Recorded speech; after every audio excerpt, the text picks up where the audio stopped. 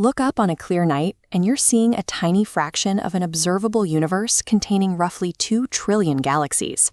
With trillions of habitable planets across the cosmos, the statistical probability of intelligent life evolving somewhere else is overwhelmingly high. But in 1950, physicist Enrico Fermi asked a simple question that still haunts modern astrobiology: where is everybody? Despite the math, we have zero evidence of extraterrestrial civilizations. No radio signals, no megastructures, nothing. Economist Robin Hanson proposed that a great filter is responsible for this silence. This diagram shows the 9 steps required for life to go from ordinary dead matter to an intergalactic civilization. Hanson argues there's a highly lethal barrier on this path that destroys almost every species. This creates a terrifying dichotomy. Either humanity has already passed the hardest hurdles, or the filter is waiting in our future. To determine if industrial civilizations are mathematically destined to self-destruct, we don't need to search the stars. We have to analyze the collapse of our own ancient empires. The classic Maya supported millions of people through sophisticated agriculture and trade. For decades, the leading theory was that a massive, uniform drought caused their collapse, but recent evidence suggests a more complex failure. This chart shows geochemical data from lake sediments in Itzan, Guatemala. It proves that while other regions suffered, this specific area enjoyed a stable, wet climate, yet its population completely vanished at the exact same time as the rest of the Maya lowland cities. The Maya fell because they were a hyper-connected network. When drought hit the central hubs, it triggered a cascade of mass migrations and resource wars. The stable regions, like Itzan, were overwhelmed by refugees and conflict, pulling the entire civilization into a systemic breakdown. This illustrates the principle of decreasing marginal returns on complexity. As a society becomes more interconnected, the cost of maintaining its infrastructure and social order begins to outweigh the benefits, leaving the system too brittle to absorb even a localized shock. We see this same systemic fragility in the Roman Empire. Rome suffered from scale entropy, the unsustainable cost of defending a multi-continental territory. As the complexity of their military and economic networks grew, their ability to adapt to internal civil wars and external pressures dissolved. Contrast these failures with the Rapa Nui of Easter Island.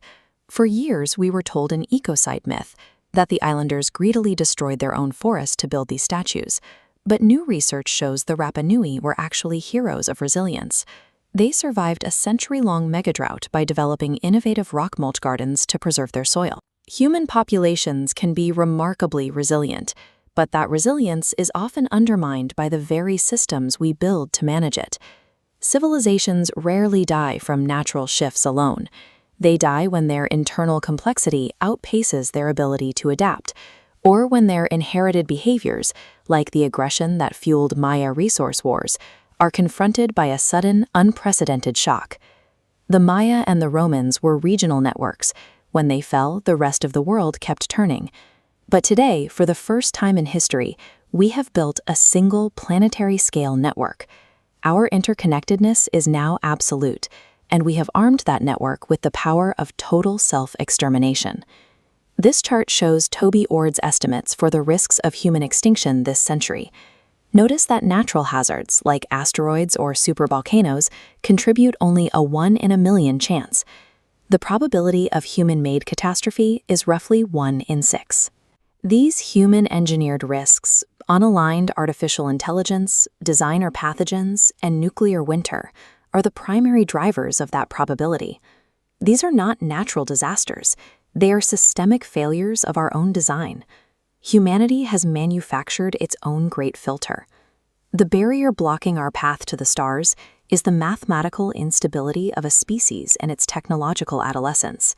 Carl Sagan called this the time of perils, a uniquely dangerous window where a species possesses the technology to destroy itself, but lacks the maturity to ensure its own safety.